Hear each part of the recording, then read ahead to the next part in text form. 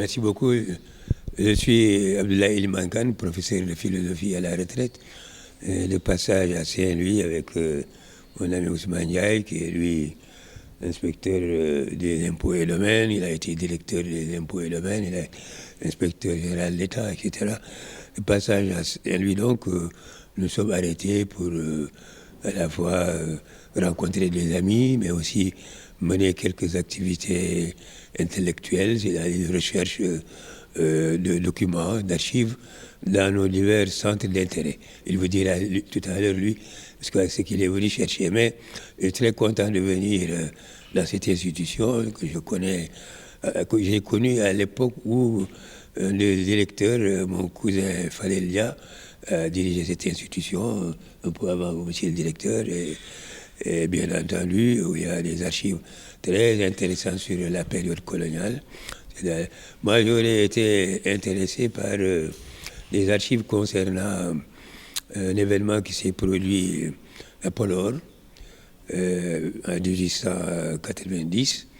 Un commandant du cercle qui s'appelle Abel Jandé a eu maille à partir avec un citoyen lambda qu'il a voulu humilier pour constituer une colonne devant aller combattre Abdelkader dans le nord du Fouta, et qu'il a été abattu, le commandant de cercle Abel Jandé, par Baïli Kaché, du village d'un village qui est à 2 kilomètres de Podor. Alors c'est une histoire sur laquelle pas mal de personnes ont écrit. Mon cousin Valélia, dont je viens de parler, a écrit un texte là-dessus. L'ancien recteur de l'université de Dakar, Madanissi, a fait la biographie de son grand-père, qui est originaire également du département de Podor, et il a fait consacrer un chapitre à cette question. Et moi-même, étant écrivain romancier, consacré un roman à cela que j'ai intitulé les 5 secrets de mon père, mais c'est autour de cette affaire d'assassinat d'Abel Jandé, où je considère que Baïli Kaché, en lui donnant la parole pour donner sa version des faits, c'est donc une version très fictive, très imaginaire. Mais il y a un aspect qui me pousse à aller un peu plus loin. Un des détenus, ceux qui étaient considérés comme comploteurs, qui était un ancien lame taureau de Guédé, lame taureau Sidiki, a été exécuté, pendu, son cœur jeté dans l'eau pour qu'il n'ait pas de sépulture. Et son épouse est allée après cette exécution à Saint-Louis, ici, pour porter plainte, estimant qu'il n'y a pas eu de procès, que son mari a été accusé de choses qu'il n'a pas faites. Et cette affaire de cette dame qui s'appelle Ndjerebi, cette dame qui a eu le courage de quitter Podor, de venir à Saint-Louis affronter un monde qu'elle ne connaît pas, c'était sous l'administration coloniale, qui a contacté un avocat français, lequel avocat français s'est montré très ouvert en disant que si on respecte le droit français, on doit faire un procès et non pas exécuter quelqu'un. Alors j'aimerais bien écrire quelque chose comme un roman, justement, sur cette Ndjerebi, pour voir quelles sont les archives qui existent ici, sur son passage à Saint-Louis, etc., etc. Voilà donc un des objets de ma présence à Saint-Louis. Et je suis aussi content de savoir que nous sommes à 2 pas de Blanchot. L'actuel lycée Ahmed Fall, c'est ce qu'on appelait le collège moderne Blanchot, là où j'ai fait mes classes de la 6e à la 3e, parce qu'à l'époque ça s'arrêtait à la 3e. Je suis allé ensuite à Van Vollenhoven. Et c'est une école qui a une longue histoire, qui est l'héritière de l'école des otages, de l'école des fils de chefs. Je ne suis pas sûr que ce soit le même bâtiment qui est abrité l'école des otages, mais il y a une continuité entre les trois. Il me semble bien que l'école des otages se trouvait à Sort, quelque part dans un bâtiment qui doit être désaffecté maintenant, mais il y a une continuité entre l'école des otages, l'école des fils de chef et Blanchot. Et nous avons aujourd'hui l'association des anciens élèves de Blanchot, dont le membre le plus âgé et de la promotion de 1947. Donc nous, on est venu beaucoup plus tard, en 56, 57, et cette association a essayé de faire revivre un peu l'esprit de famille quand on vit à l'intérieur, etc. Chaque fois que je suis de passage à Saint-Louis, j'ai plaisir à aller faire un petit pèlerinage là-bas pour voir quelle classe j'ai fait la 6e, où j'ai fait la 4e, les dortoirs qui sont devenus maintenant des salles de classe. Mais voilà, moi, ma petite histoire de Saint-Louis. On fait quand... Ah oui, mais il y en a beaucoup. Hein, bon. En vrac, pour le chef Amadou Kane, il y avait Mamoudou Touré, qui a été ministre de l'économie et des finances, Fali Loukan, Dabidjan. Trésorier payeur général. Trésorier payeur général. Ils sont nombreux, parce que Blanchot était, à l'époque, avec le lycée Faidherbe, Saint-Louis regroupait, je crois, le plus grand nombre d'établissements scolaires et secondaires. Et donc, il y a beaucoup de cadres qui sont sortis d'ici. C'est difficile de les énumérer tous. Parmi ceux qui sont aujourd'hui, ce sont d'ailleurs, à part Dabidjan et le chef Maguette Cham, qui est lui de 1947. Bon, les autres, ce sont nos cadets à nous. Donc, Blanchot a cessé de revêtir donc, cette appellation en 60. Il a été transféré au lycée Faidherbe et c'est devenu le lycée Ahmed Fall. Ce qui est sûr, c'est que justement les archives existent, hein, que ce soit les archives nationales ou bien ici. Quand on veut savoir quelque chose sur notre société, il y a de fortes chances, surtout que c'est très bien organisé. Les archives sont très bien organisées. Et, alors, les colons avaient un grand défaut impardonnable, c'est qu'ils nous ont colonisés, ils nous ont exploités. Mais il faut bien reconnaître que s'ils n'avaient pas écrit, s'ils n'avaient pas laissé des traces, il y a beaucoup de choses que nous ignorions sur l'histoire de notre pays. Il faut aussi faire la part des choses. Hein. C'est comme ça. Ils ont laissé beaucoup d'archives qui nous permettent de comprendre comment nos sociétés fonctionnaient. Parce qu'eux, ils écrivent tout. C'est la civilisation écrite. Et ça, il faut reconnaître le mérite de ce qu'ils ont fait. Ils nous ont colonisés, mais ils nous ont permis d'avoir une substance, en tout cas une matière à partir de laquelle, si nous voulons, nous pouvons réinterpréter l'histoire ou reconnaître. Mais de la même manière, je dis, moi, si je n'avais pas fait l'internat au collège Blanchot, de la 6e à la 3e, puis avant vous, de la seconde à la terminale, peut-être que je n'aurais pas pu achever mes études. Beaucoup de jeunes n'auraient pas pu faire des études. L'entrée en 6e, c'était un concours. On prenait les meilleurs. Donc tous les autres étaient quelque part sur la marche. Donc ça aussi, c'est un avantage qu'il faut reconnaître. Ça permet à des jeunes de travailler, d'écrire le français, de comprendre le français tout en pratiquant la langue nationale, de devenir de hauts cadres aujourd'hui, dont certains venaient de tous les pays de la sous-région, à Faidherbe comme à Saint-Louis, qui sont des frères et qui constituent par conséquent une sorte de réseau d'amitié. Tout cela, c'est quand même bien. Voilà donc ce que je voulais dire à ce propos. Mais je sais qu'il y a des gens qui n'aiment pas qu'on reconnaisse quoi que ce soit à la colonisation. Moi, je ne suis pas comme ça. Dans la vie, pour moi, il n'y a pas les bons d'un côté et les méchants de l'autre. Il faut faire la nuance entre les deux. Voilà. Il faut être juste simplement, il faut regarder les choses en face. Moi, je ne suis pas mécontent d'avoir été à l'école, d'avoir appris le français, alors que je pratique ma langue maternelle à la maison depuis l'enfance. D'ailleurs, les Sénégalais pratiquent leur langue nationale tous les jours. Hein. Les Sénégalais n'ont pas de problème avec leur langue nationale, ils la pratiquent tous les jours. Tous les jours, même à l'université, les étudiants préfèrent parler wolof que parler français. Donc, il n'y a pas de problème de ce point de vue-là. Ce qu'il faut peut-être, c'est des institutions qui permettent à ces langues de mieux se développer, d'être écrites et d'être transmises, etc. Et donc, c'est faire la part des choses. Sinon, je ne serais pas venu faire ce pèlerinage à Blanchot. Si j'avais voulu tout liquider en me disant que c'est le passé, et ce passé m'emporterait en même temps aussi. Voilà donc un peu ma préoccupation. Pourquoi les Sérères ne sont pas restés au Fouta? C'est vrai. Les Sérères sont descendus depuis l'Égypte. Si on se réfère à Cheikh Anta Diop, les Sérères viennent d'Égypte. Ils ont traversé le Sahara. Ils sont arrivés au nord du pays.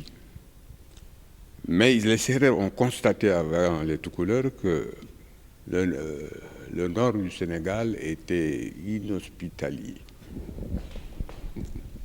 Il fait très chaud à Matam, mais à Podor. Les Sérères le savent, D'ailleurs, Podor ne s'écrit pas comme le P-O-D-O-R, c'est plutôt P-O-T-D apostrophe O-R. C'est-à-dire les Sérères avaient enfui des pots d'or dans cette localité. Comme elle était inhospitalière, ils sont partis pour arriver au Sine, au centre du pays. Nos amis tout couleurs sont des parents à plaisanter, mais ce sont nos esclaves.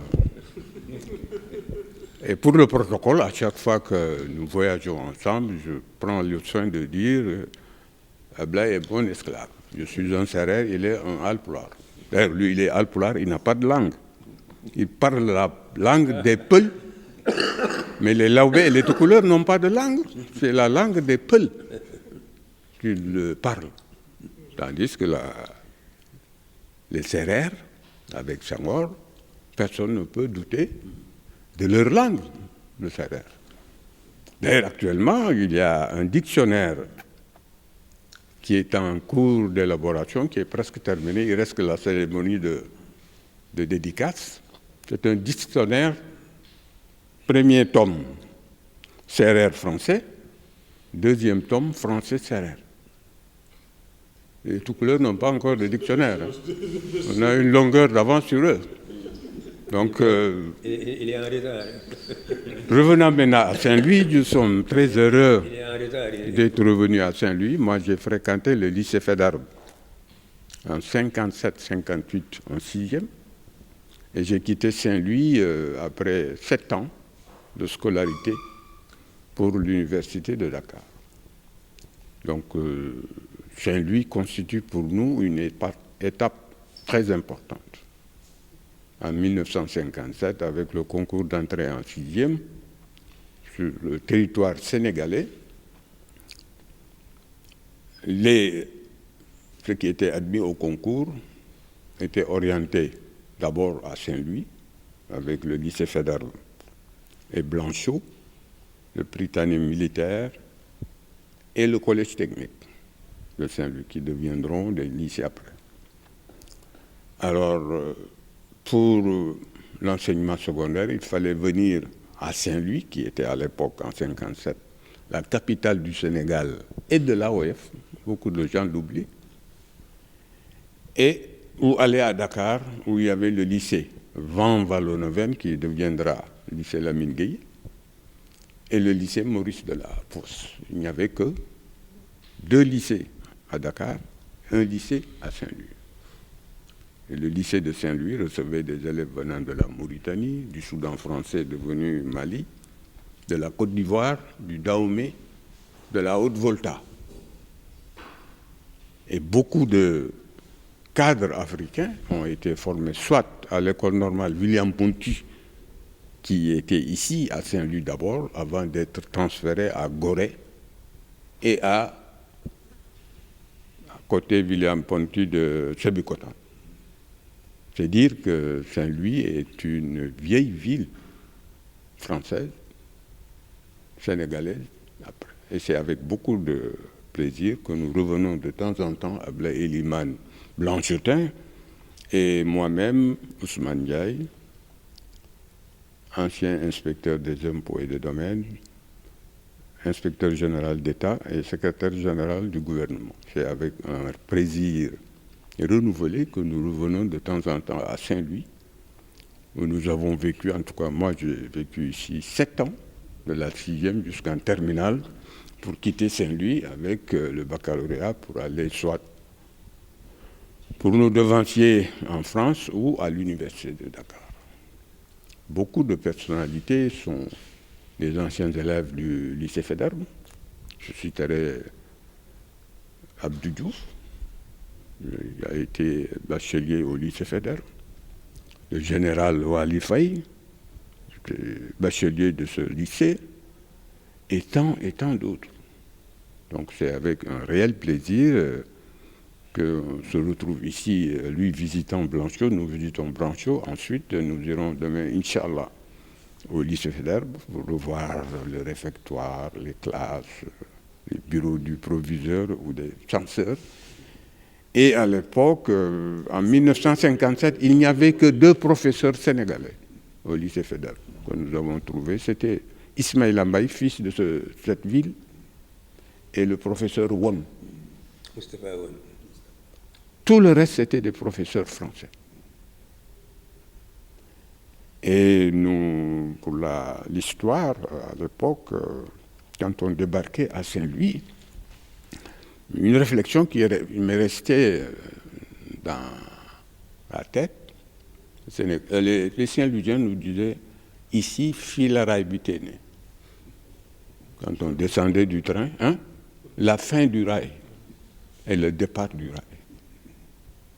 Ensuite, quand on récupérait nos bagages pour monter sur le pont Faidherbe, ils nous prévenaient « n'ayez pas peur, vous ne tomberez pas.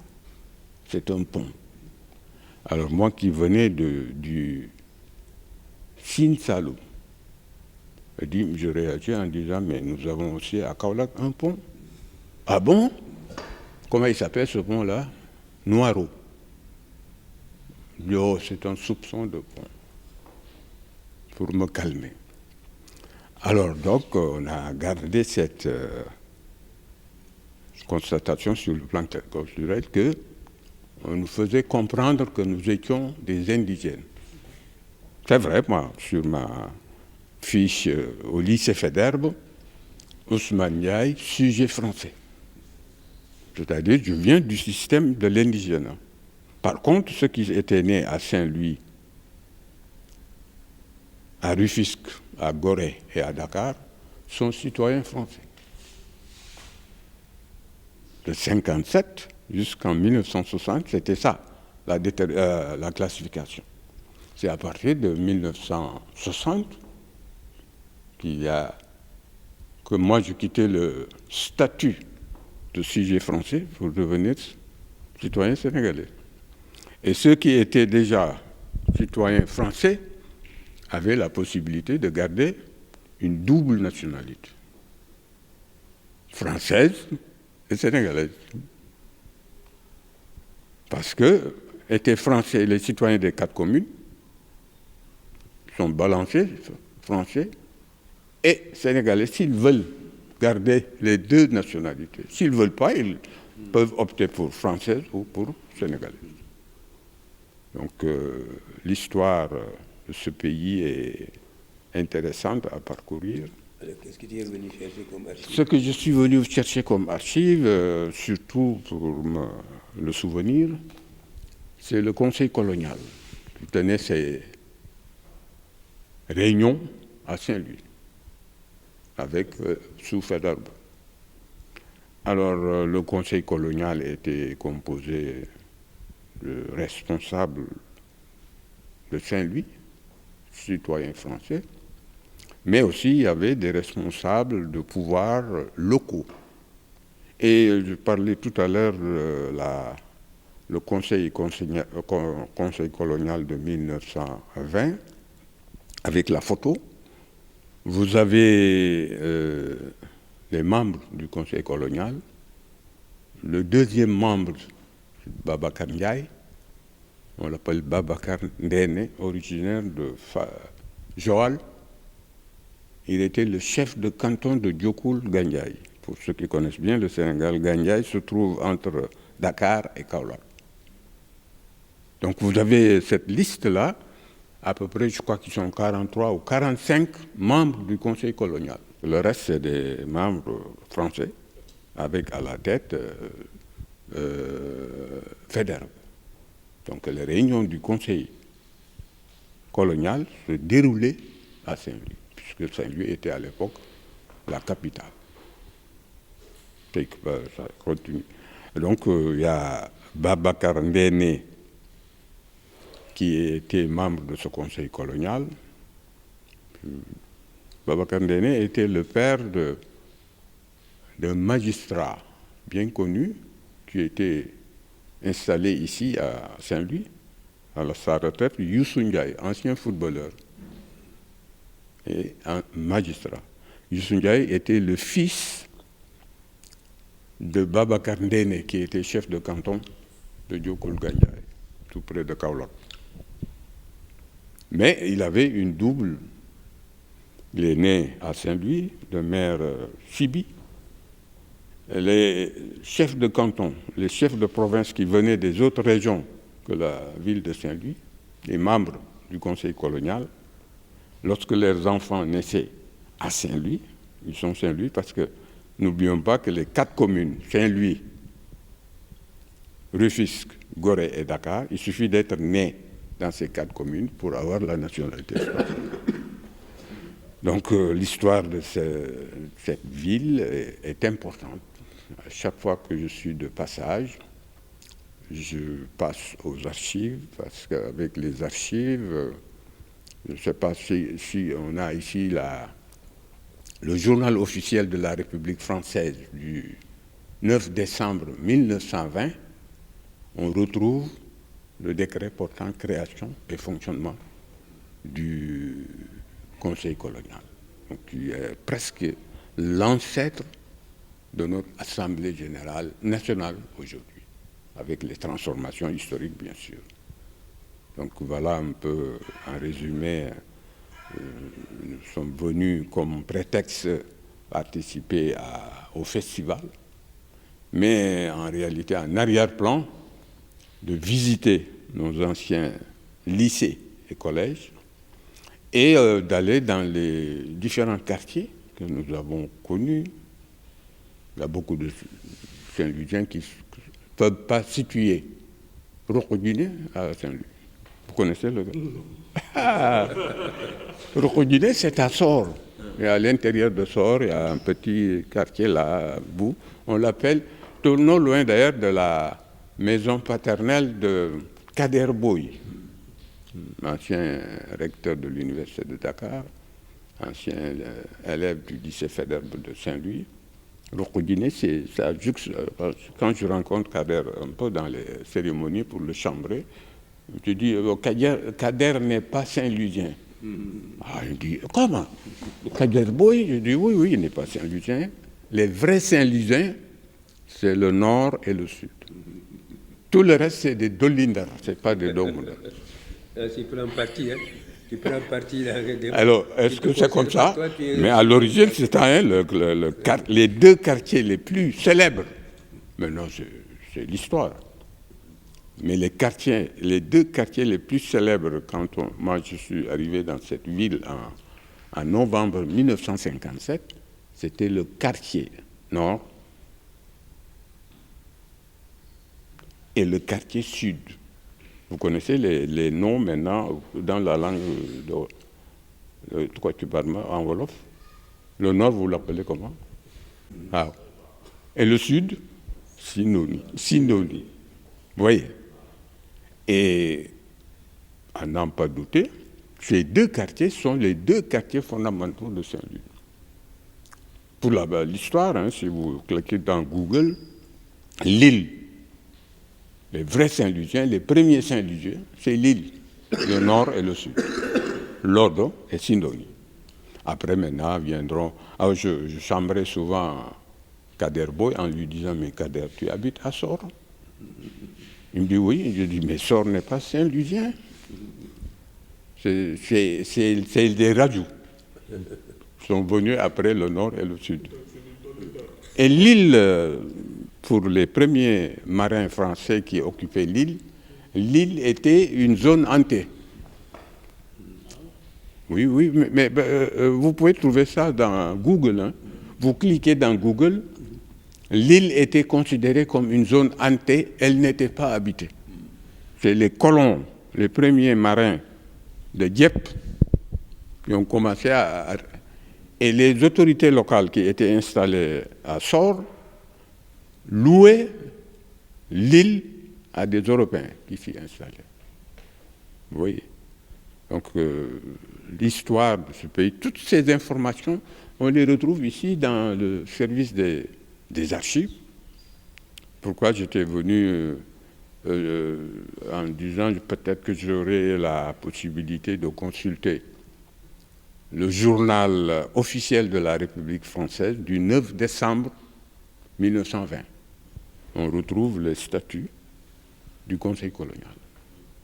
et la photo qui indique la composition du conseiller colonial. On ne peut l'obtenir qu'ici à Saint-Louis. Les archives constituent un service extrêmement important au Sénégal. Et vous savez que la direction des archives nationales sont rattachées à la primature.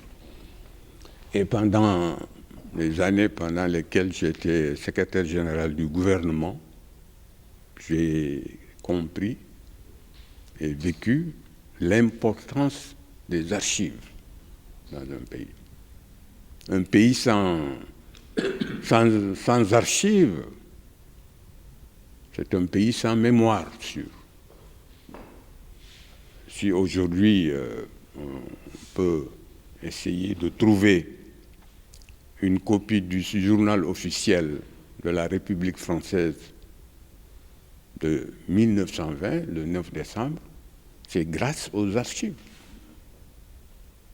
Sinon, s'il n'y avait pas les archives, on serait obligé de partir à Paris pour consulter dans la documentation française les journaux officiels de l'époque coloniale. 1920, c'est l'époque coloniale. Mais on peut se procurer le journal officiel de la République française du 9 décembre 1920. Si on n'avait pas de services d'archives ici à Saint-Louis ou à Dakar, on serait incapable de relire, de réfléchir sur les statuts, organisation et fonctionnement de ce conseil colonial, qui était la structure la plus importante du Sénégal, colonie française de l'époque. Faidherbe, qui était ici, travaillait avec le conseil colonial. Voilà un peu en résumé, c'est le motif de nos déplacements à Saint-Louis, outre le plaisir de retrouver cette ville qu'on a connue, où on a vécu pour nos études secondaires. C'est cela qui nous motive chaque année. Merci.